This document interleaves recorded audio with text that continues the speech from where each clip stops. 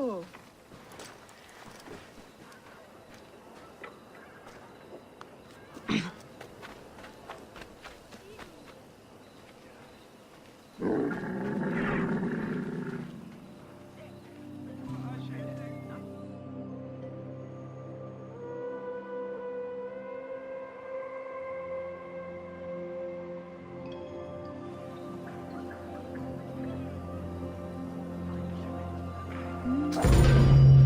Welcome to Mummies of Ancient Egypt. The mummification process used by ancient Egyptians was highly ceremonial in nature. The different types of mummification took into account the social level and richness of the deceased and even included animals. The most expensive was that reserved for the pharaoh and the royal family, as well as some of the wealthiest members of the court.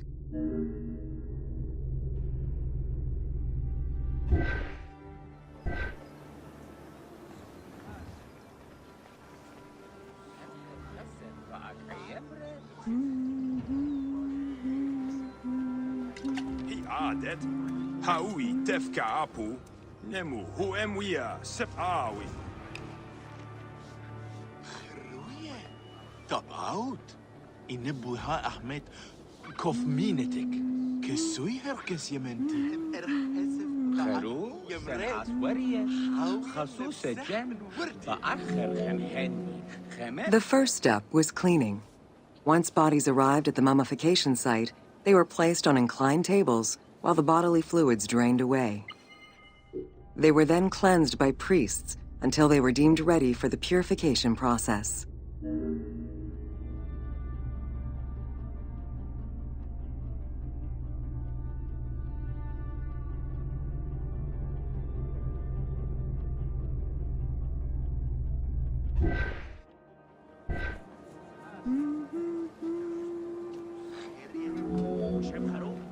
The purification of the body began with a libation from sacred water. The priest then fumigated the body with terebinth resin. After the ritual cleansing, priests used oils, spices, and all kinds of essences to further purify the body of the deceased. Finally, all body hair was meticulously removed.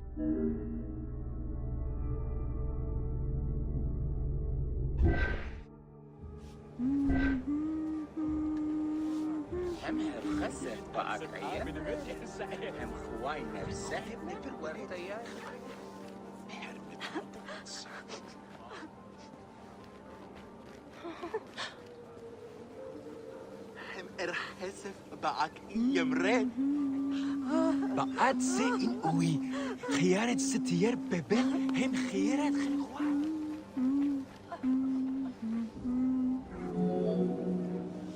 Once the body was properly purified, embalmers removed the organs, following very specific procedures. First, the brain was extracted by inserting a spoon through the nostril to break the ethmoid bone. Then, using a spatula, the pieces of the brain were removed as thoroughly as possible. What matter remained was extracted after a process of liquefaction, achieved through the use of a caustic liquid. The cranial box, once emptied, was rinsed and disinfected with palm wine, and then stuffed with strips of linen cloth and liquefied resin.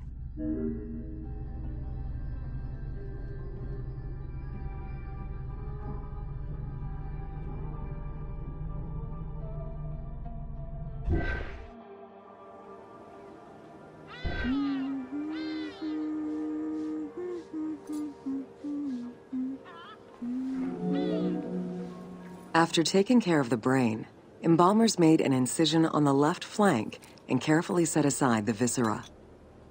The inside of the body was also rinsed with palm wine. Then the embalmers filled the belly with pure myrrh, cinnamon, and other perfumes and sewed it shut. The removed viscera were washed in palm wine and packed in crushed herbs before being placed in canopic jars.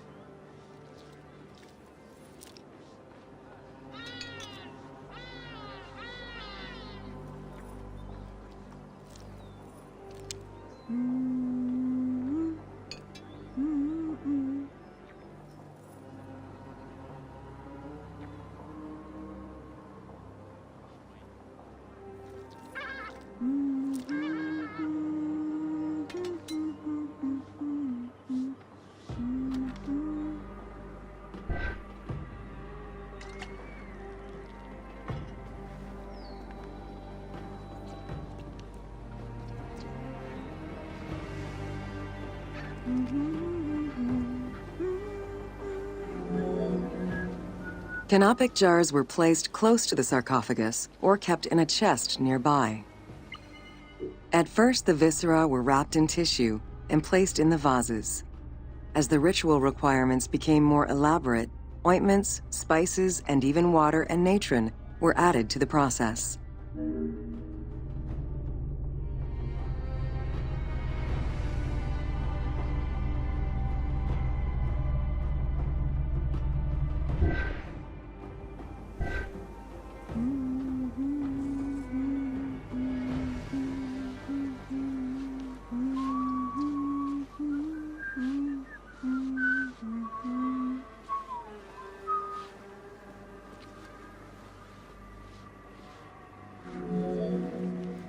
Towards the middle of the New Kingdom, canopic jars assumed the appearance of the 4 sons of Horus.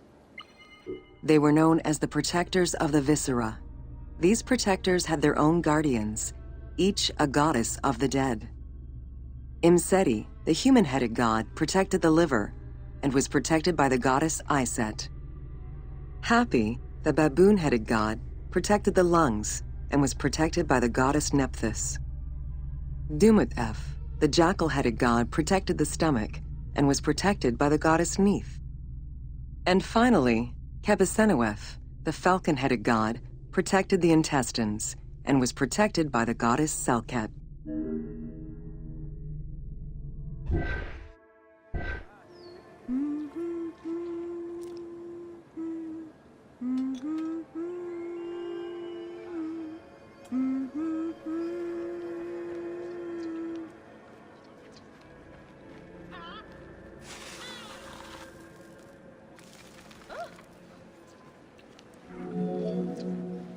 Natron is a naturally occurring mineral found in evaporite. These sedimentary rocks are made up of mineral salts and were generally mined from lake beds in Egypt.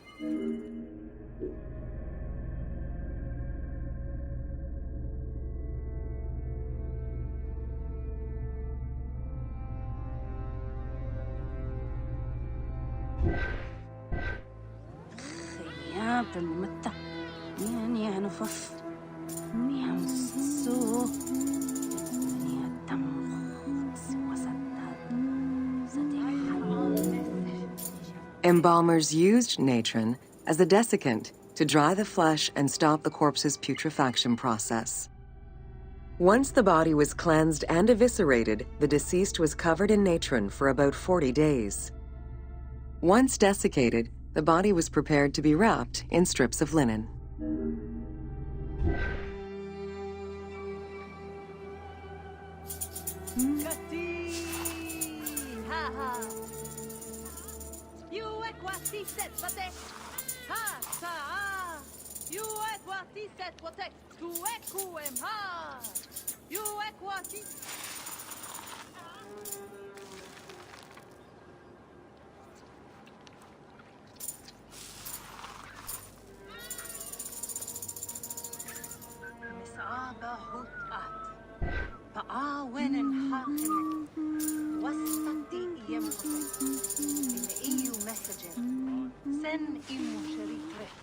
خروية سبعة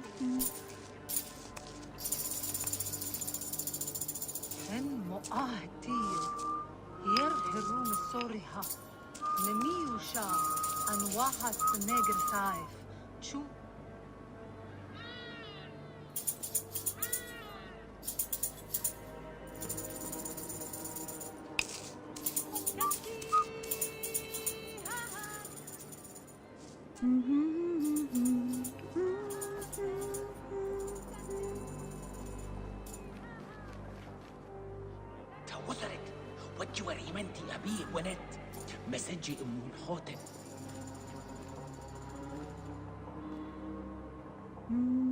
خد بنت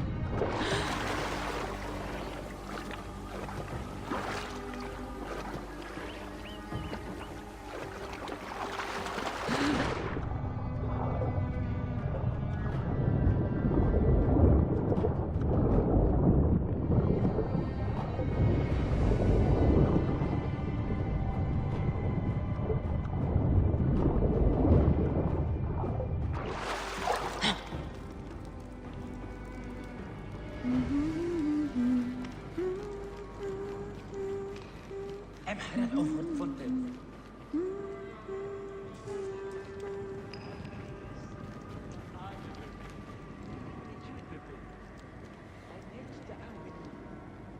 تا ماهو ستبن ريس سجرية خير بقى نية خاوية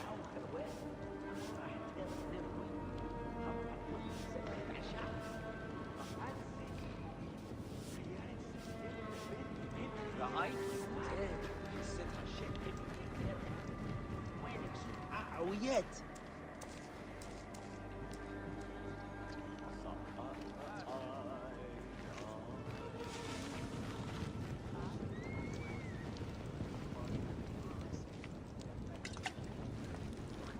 ويم خوتم بشنتر دعا إلي تفهبي نني Once the body was fully desiccated by the natron treatment, embalmers oiled, painted, and sometimes even added hair extensions or a wig. They often used a henna-based antiseptic preparation to give the body a more colorful and lively appearance while preparing it to resist molds and fungi.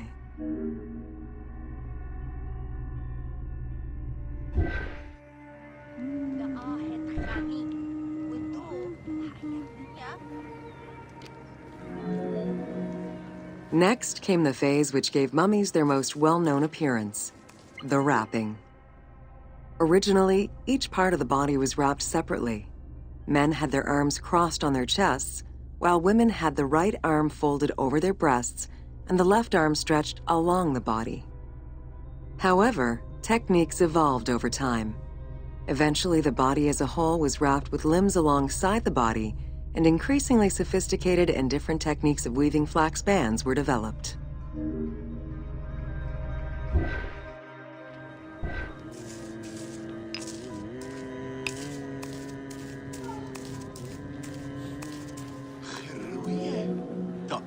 In addition to the jewelry and amulets arranged on the skin of the deceased, amulets were also carefully inserted into the weaving of the linen strips. Each amulet was linked to a myth, or to an ideological belief related to rebirth.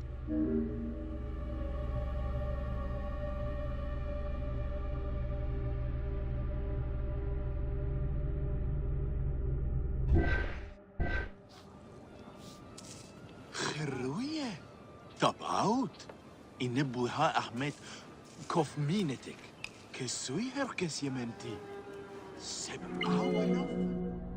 Masks were an important part of a mummy's finery. Early wooden funeral coverings were very expensive, however, and soon replaced by masks created through a technique known as cartonnage. Masks fashioned with this method were created by laying several layers of linen or papyrus pulp on a base made of mud or straw. Cartonnage was used for more than funerary masks. Ornaments and the animal coffins of the late period were also made in such a fashion.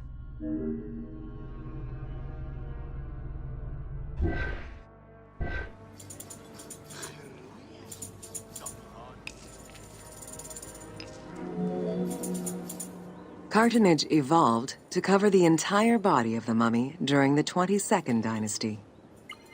The mummies were placed on a board inside a rigid envelope of cartonnage, which was laced at the back with a string. Extremely cost-effective and visually pleasing, this technique was very popular through all layers of the society.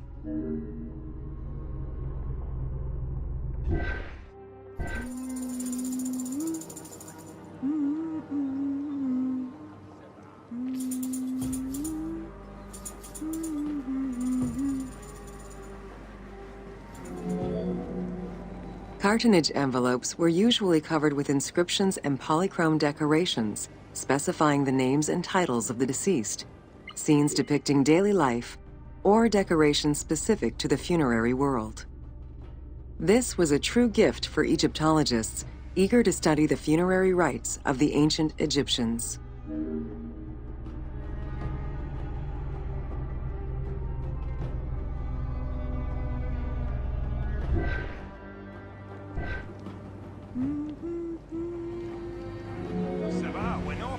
Once the mummy was properly wrapped and adorned, the embalmers proceeded with the ceremony of the opening of the mouth.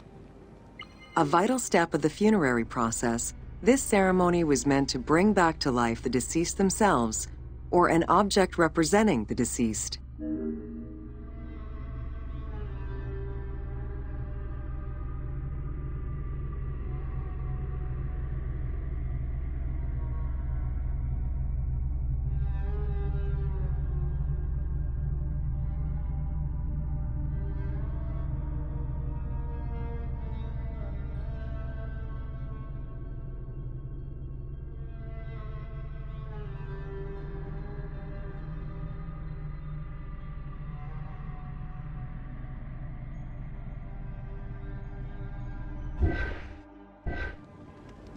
ريو رانة تتايرس تعا هدا بيه بوت بوت هي حياتي سابو بات باكيس There were no less than 75 different stages for the opening of the mouth. It required the application of the same oils, ointments, spices, and perfumes used during the mummification process. Makeup was sometimes part of the process as well.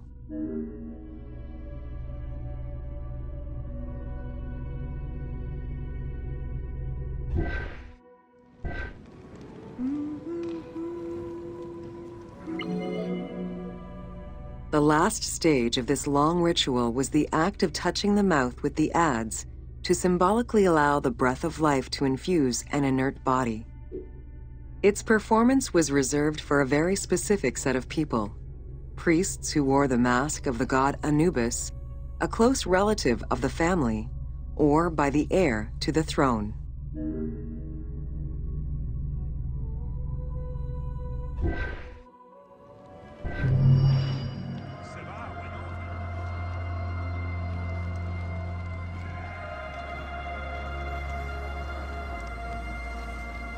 منه حمد نسو تعال نجام خا نجام خير نيبت سبعة ونفر هرس السمنة شيء.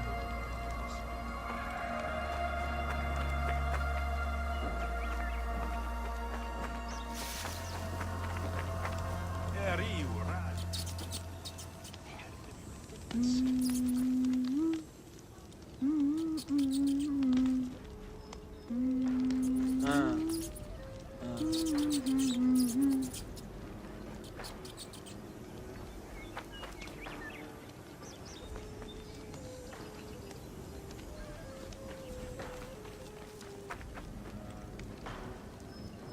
Mm-hmm.